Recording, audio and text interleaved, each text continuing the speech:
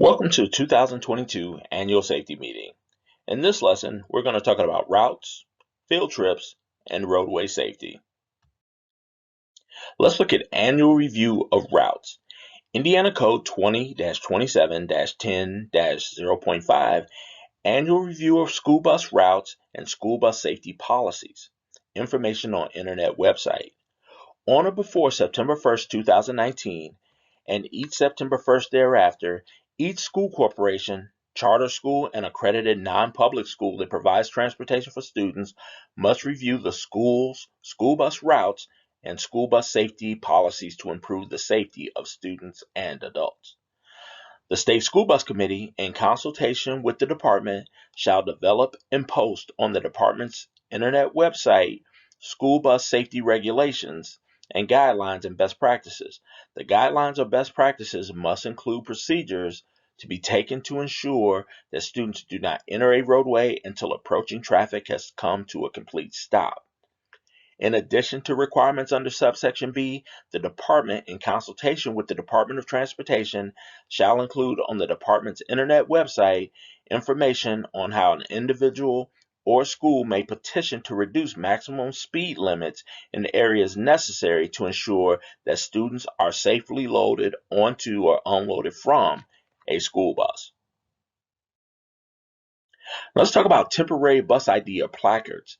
You would use these if you're in a spare bus or another bus driver has to take over your route. So 575 Indiana Code 1-9-74 temporary bus or route identification placard frame. The frame must only be located on the passenger side of the school bus underneath the first window to the rear of the service door. The frame and placard must be National School Bus Yellow with black numbers conforming to the appropriate administrative rule on lettering and identification. The placard frame must not exceed the following: a height of 4 inches, a width of 9 inches, and a depth of 3/8 inch.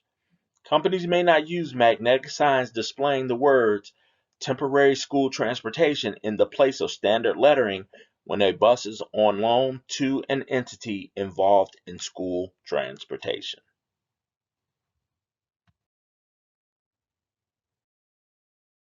Let's look at driver responsibility. When it comes to your routes, review your route sheet. Some of you guys are going to drive the same route every year, year after year, and there's nothing wrong with that, but you still got to make sure that you practice running your route. Things like construction, changes in the roadway, we've all dealt with potholes, things like that. It's just things you have to run your route to see if you can do it in the designated time. Also keep in mind, even though you may drive the same route every year, kids leave the route, which is going to change times, things like that. Report any hazards or construction. Report a high number of parked vehicles near your stop. And report if roadway is too narrow for your school bus. Concerns about crime or danger near the stop, we can't help that in some places. You're just going to have to pick up in bad neighborhoods. But, it's something where you will know when something is not right or out of the norm from what you're typically seeing on a day-to-day basis. Report if you can't make it to stops on time under normal conditions. So when you run your route and you do the simulated stops and the amount of time it would take to load the students at that stop, if you can't make it to your school on time, then you definitely want to go back to your router and dispatcher and let them know, hey, I have to adjust my route. We need to add minutes, subtract minutes, whatever the case may be, but make sure you tell somebody. Now let's look at the turnaround law, the loading conveniences. Indiana Code 20-27-10-1 loading conveniences. To promote safety in school bus operations, school corporations shall cooperate with the civil divisions of local and state government to provide necessary loading and unloading conveniences as an accessory to public streets and highways. The cost of providing these conveniences shall be paid by the civil divisions of government. So what this law is let's say you pick up on a heavily traveled road or a high-speed road. If you can go to a property owner like a farmer or somebody who owns a lot or something like that, and as long as it can be done safely, if you want to have a turnaround built, you would go through your school corporation and they would request from the county or state to have a turnaround built for your school bus. And this happens more often than you think because in places like LaPorte County, Lake County, where you got a lot of fog that comes off of Lake Michigan, there are school districts in that area who have had turnarounds built for their school buses so they could get off roadways like 421. So semi trucks and, the general public driving, they don't run up on a school bus at the last moment because they can't see it in the fog. So just keep the loading convenience law in your back pocket if you feel like you need a turnaround. Now let's look at field trips. Field trips can be an exciting thing for students along with sporting events. And it also can be exciting for the drivers themselves. But there's a certain way those have to be done. Just because you're driving your bus for a field trip don't mean that all the normal rules of loading and unloading goes away. So you got to take the type of vehicle that's going to be used uh, to take the field trip. So school buses are always going to be the safest mode of transportation for getting children anywhere. Our buses are large, they're heavy, and they're the safest mode of transportation on wheels.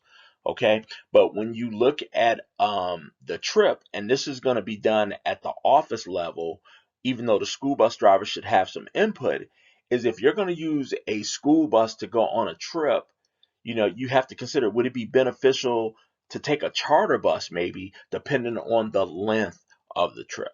So for long trips, or if the school bus is not available, then a reputable charter bus company would be who you would use to take that trip.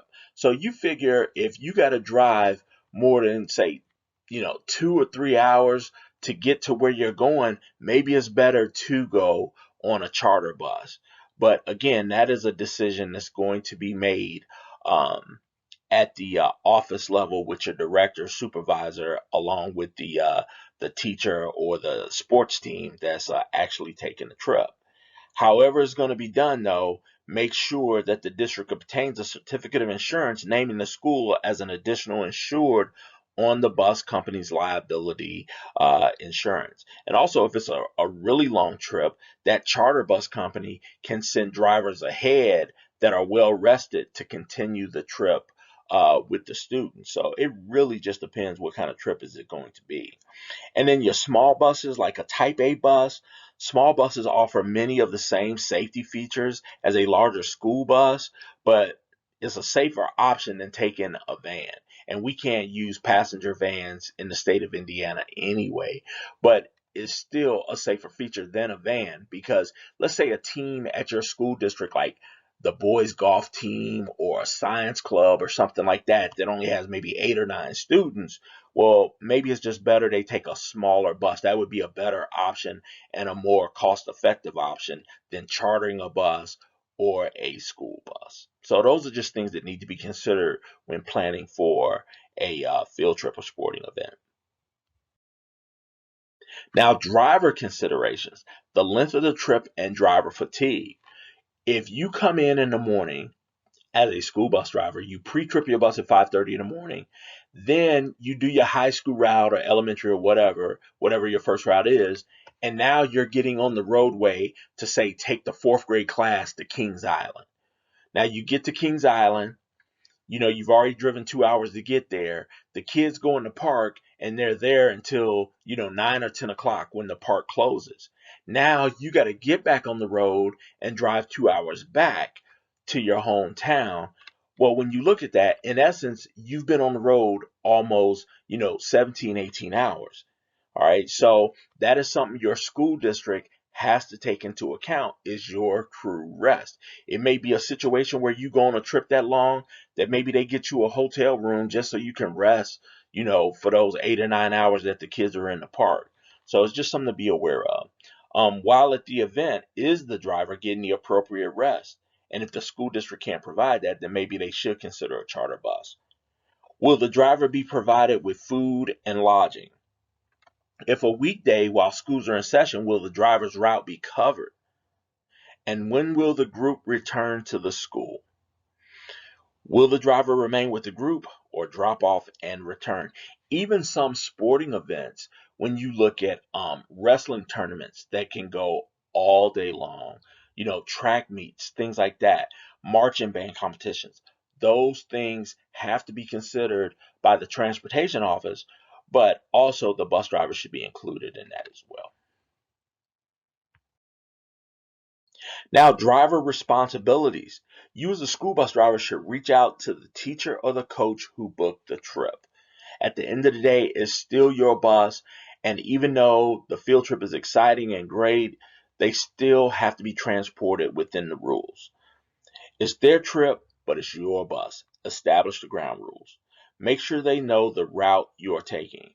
So, in most cases, unless you're a fill in, you will know a few days before where you're going and who you're taking. So, with the technology we have today, if you know you're going to Brookfield Zoo in Chicago, well, then you should look up the route you're taking, anything you need to know about as far as when the kids are in the zoo, where do you park your bus, those type of things. It's the same thing if you're coming to the Indiana State House.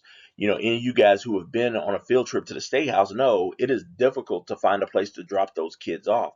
And then once you drop the kids off, where are you going to park your bus? So those are just things that need to be taken into consideration.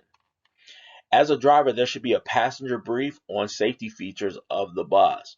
Most kids who ride school buses, or a lot of kids who ride school buses on field trips and sporting events, they don't ride a bus to school every day, so they don't know how to evacuate and things like that. So you should have a little spiel you give on the safety features of your bus. Establish the rules on the bus. Like I said earlier, field trips and sporting events are exciting, but that's not an excuse for kids to do what they want.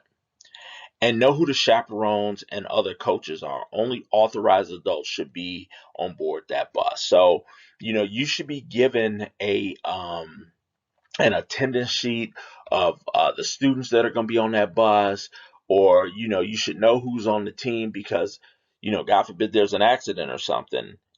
You need to be able to check off which kids are on board your bus. And cooler sports equipment must be transported safely and within the law and cannot block emergency exits and must be secure. If you think about taking the football team or the marching band, because they typically have the most equipment, maybe you order a separate bus specifically to just carry that equipment. Those things need to be considered. Now, we're going to look at this accident from Omaha, Nebraska in 2001. This was actually on a Saturday, and this bus was on its way to Omaha to a band competition. Now, it went to the band competition and completed that, but now they're on their way back to their hometown. So this school bus driver is going through a construction zone, and there's two charter buses and a school bus carrying band equipment going to the band competition that this bus had just left. Well, it appeared to this driver that he was going to hit the first charter bus because the road was so narrow from the road construction. So, to avoid the first bus, he goes to the right, but there's no shoulder. He overcompensates to the left and almost hit the second charter bus. When he overcompensates to the right the third time, he flips this bus off the bridge. Now, three kids were killed in this situation.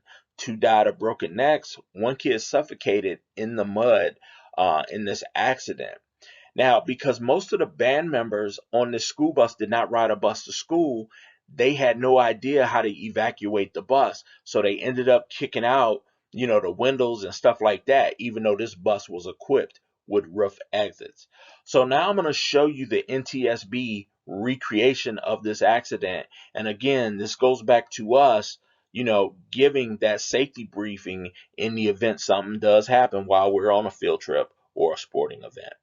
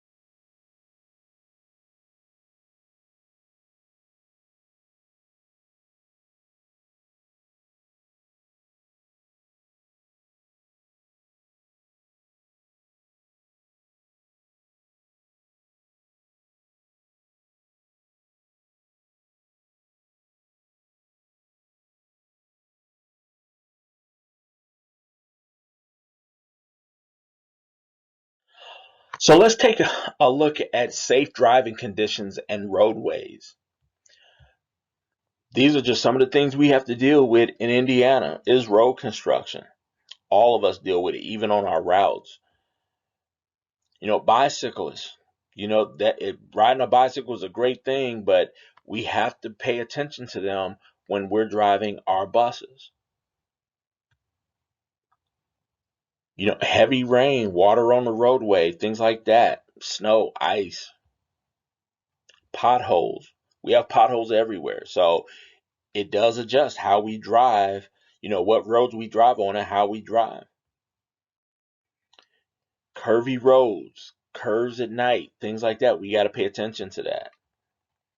Vehicles broke down on the side of the road. It becomes a hazard. And then even the children we transport can be a hazard. If you drop off a group of high school students, all right, first, and then when you come back with your elementary or middle school students, those high school students are hanging around in the neighborhood. So, even our kids that we transport can be a hazard. So adjusting your driving to poor road conditions. Rain, snow, sleet, fog, or icy pavements have never caused an accident, said no one. These conditions merely add more hazards to driving and making the normal hazards worse. Accidents are caused by drivers who do not adjust their driving to meet these conditions. Accidents blamed on skidding or bad weather conditions are classed as preventable. Expert drivers can drive safely on extreme slippery surfaces by reducing the speed of the bus, driving well to the right-hand edge of the roadway, watching side roads closely for entering traffic, being aware of patches of wet leaves, smooth blacktop surfaces that may be wet, never looking directly at the lights of oncoming vehicles, and using windshield wipers and defrosters continuously if needed, and avoiding sudden stops. So now we're going to watch a video that goes over, safe driving conditions. All of you guys are professionals, but we got to take into account on certain roadways, we have to drive a certain way.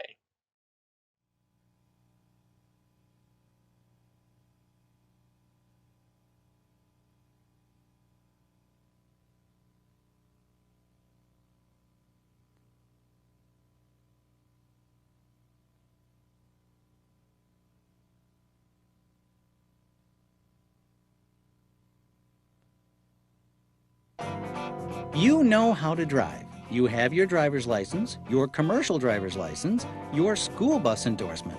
So, what can we tell you about driving techniques that you haven't already been told? Nothing. This is a reminder, and an important one. As a professional driver, you use the safe driving techniques you've learned no matter what kind of vehicle you're driving. A vehicle the size of a school bus, however, can create some of its own issues. And when you're behind the wheel of a school bus, you've got a lot more to be safety conscious about. So, before you go out on your route, we ask that you join us on this one, The Route to Safer Driving, a video guide to driving techniques you should use in order to drive your school bus more safely. Along the way, we'll stop and pick up tips on defensive driving, grade and railroad crossing, turning, merging and backing, and negotiating intersections. Defensive driving. Do you complain a lot about other people's driving? Everybody does. But you're a professional driver. You can make up for some of the shortcomings of others by being a better driver yourself. It's called defensive driving. 3 things need to be in proper working condition in order for you to be an effective defensive driver: your vehicle, your eyes, and your good judgment. Right now, let's talk about your eyes and your good judgment. Use them. 5 common sense techniques that can help you to do this are as follows. Keep scanning. Manage your speed. Manage your space. Leave yourself an out, and make sure they see you. Keep scanning. All around you, traffic is constantly changing and moving. Make sure your eyes are moving along with it so you're aware of the total traffic situation. By constantly scanning ahead, to the sides, and behind your bus, you'll be aware of all the different traffic elements around you. and you'll be better able to anticipate traffic problems before they become hazards. Manage your speed. Of course, if you spot a hazard while you're scanning, you'll want to avoid it. This is a lot easier to do while driving at a reasonable speed. What makes a speed reasonable depends on several things. The posted speed limit is a good place to start, but also consider the volume and speed of traffic around you, your visibility, the terrain you're driving through, and the condition of the pavement you're driving on. Manage your space. Try to maintain a cushion of space between you and the other vehicles on the road that will allow you room to move should you have to suddenly change your path. To create a space cushion, slow down in dense traffic. Keep a safe following distance in traffic. For example, when driving at less than 40 miles per hour, this is about 4 seconds of space between you and the vehicle in front of you. 5 seconds of space is recommended for speeds over 40 miles per hour. And avoid driving directly alongside other vehicles. Leave yourself an out. The follow-through to scanning the big picture and managing your speed and space is anticipating what you'll do in the event of a traffic conflict. Try to be aware.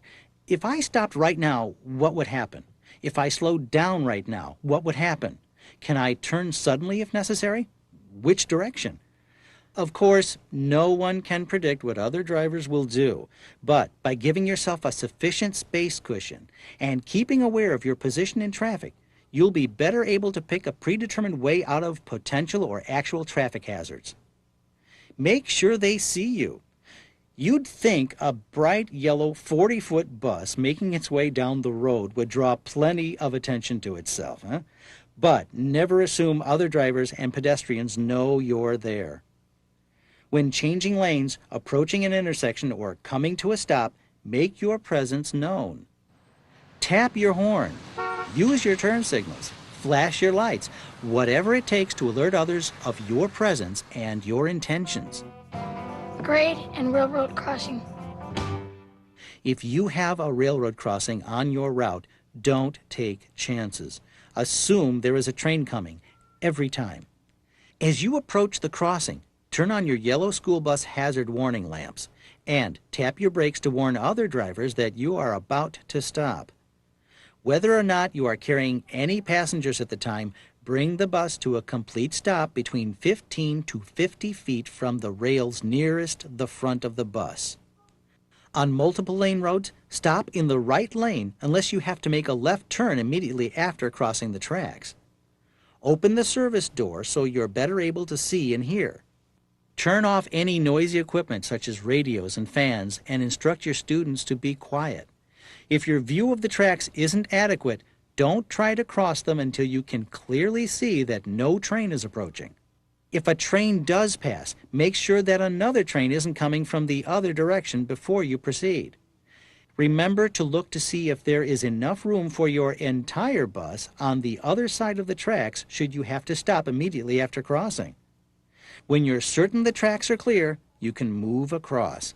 If you have manual transmission, be sure you're in a gear that won't require you to shift as you cross. After safely crossing the tracks, remember to close your service door and turn off your yellow hazard warning lights. Turning, merging, and backing. Turning, merging, and backing aren't all that easy to do when you're driving your car. In a 40-foot school bus, they can be especially challenging. Off-tracking is a phenomenon that occurs every time a vehicle makes a turn. It means that the rear wheels of the vehicle track inside the front wheels. The longer the vehicle, the greater the off-tracking. The danger is that in making a turn, your rear tire could ride up on the curb and hit something, including a pedestrian. To compensate for off-tracking, you need to use your pivot point in making a turn. Your pivot point is a conceptual point at the center of your rear axle, which moves the least while your bus turns. When making a right turn, you should pull straight out into the intersection until the curb of the street you're turning onto is even with your pivot point. Then turn your wheel hard to the right. Now your right rear tire will easily clear the curb. It's recommended that you swing slightly to the left before making a right turn to give yourself more room to turn. But be careful here. Don't allow more than 4 feet between your bus and the curb on your right. Vehicles behind you may think you're going straight or taking a left turn and try to squeeze in along your right side. Depending how close they are to your bus, you may not be able to see them there. When your bus makes its right turn, the vehicle to your right can get pinned by the off-tracking rear wheel. This is a very common cause of bus accidents. Left turns are usually easier than right turns.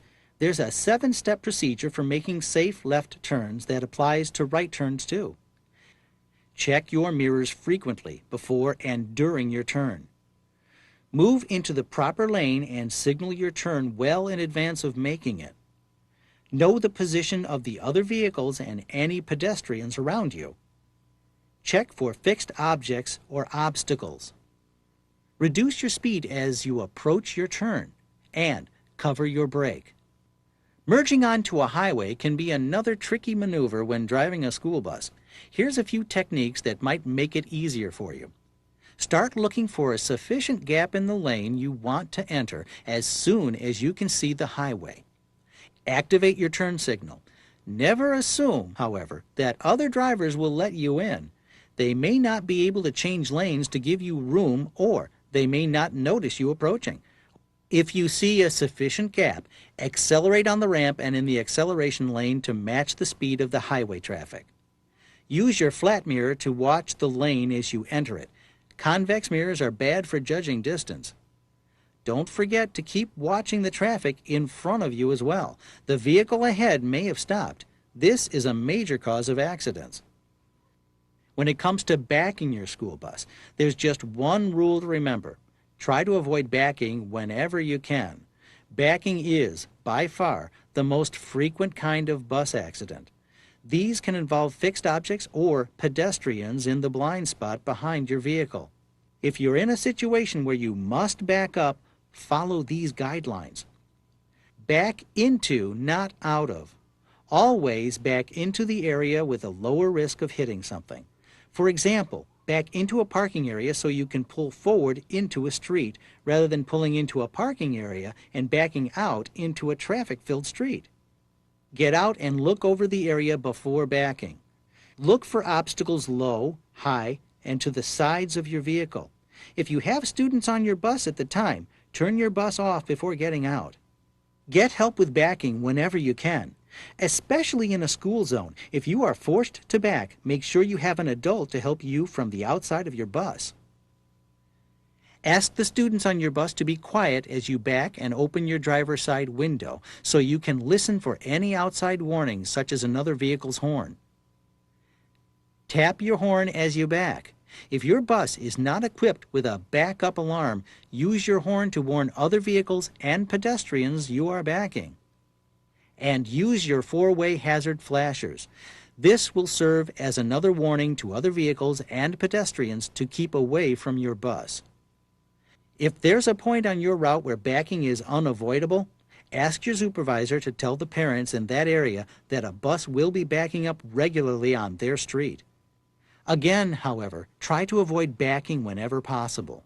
Go around the block or use a different route instead. It might take a little longer, but it's probably a lot safer than backing up your bus. Intersections. Intersections are, by definition, hazardous. Approach them with caution, always. As you come upon an intersection, reduce your speed.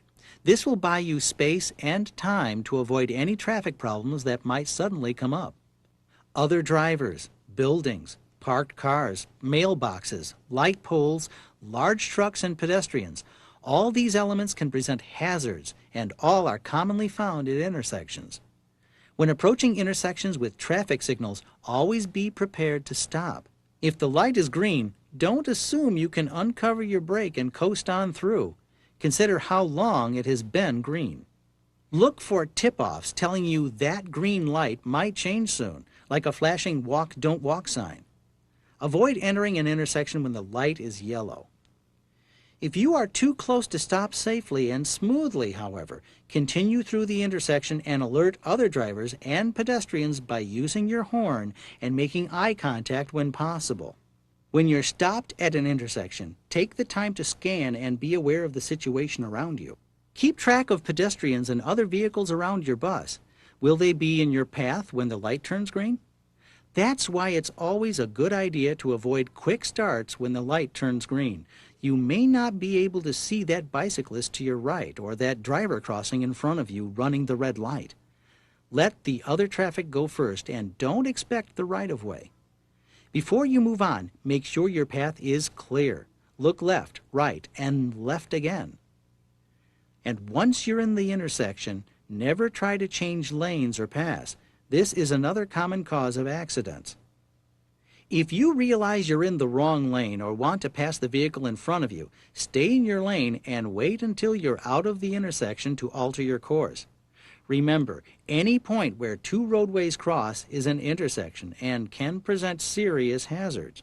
Road crossings without traffic lights or stop signs, alleys, and even driveways should be approached with the same amount of caution as controlled intersections. You have enough to think about as you drive your route without trying to remember all the safe driving techniques we've just shown you. We don't want you to think about them.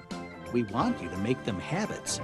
Practice defensive driving, proper railroad crossing procedures, proper turning, merging, and backing techniques, and negotiating intersections with caution. When these techniques are a part of your everyday driving habits, you are well along the way on the route to safer driving.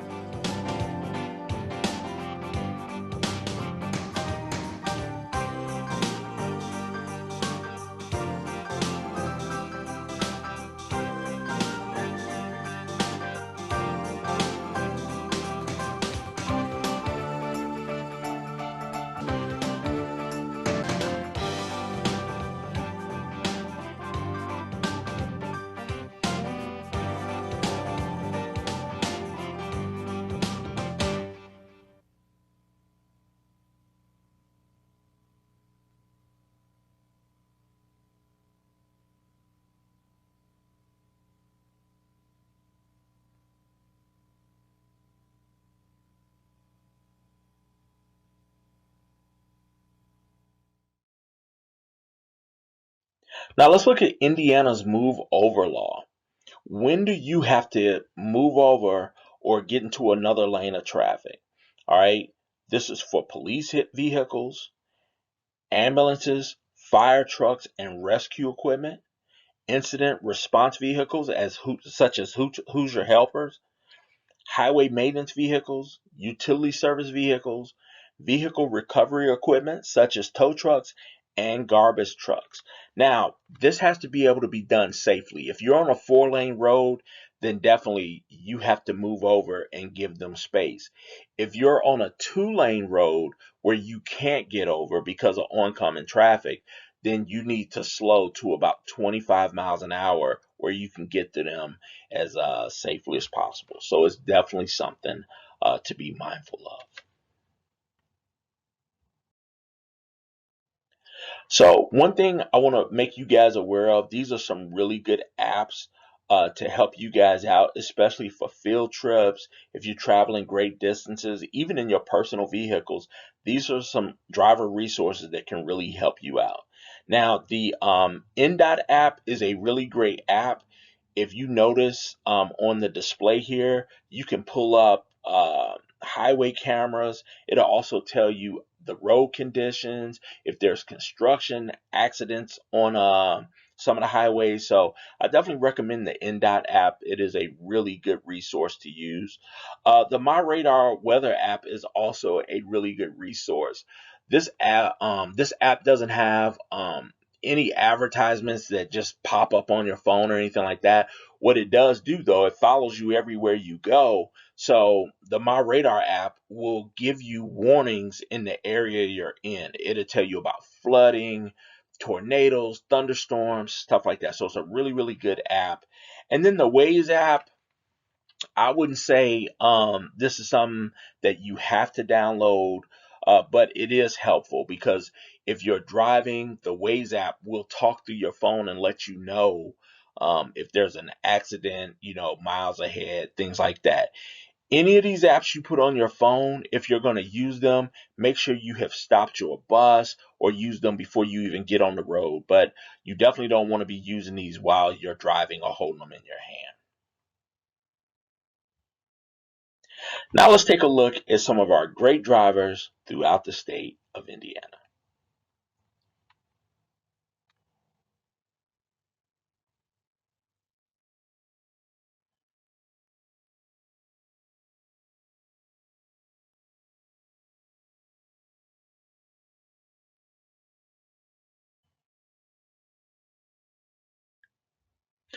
This concludes the 2022 annual safety meeting on routes, field trips, and road conditions. Thank you guys for everything you do for our communities and our children.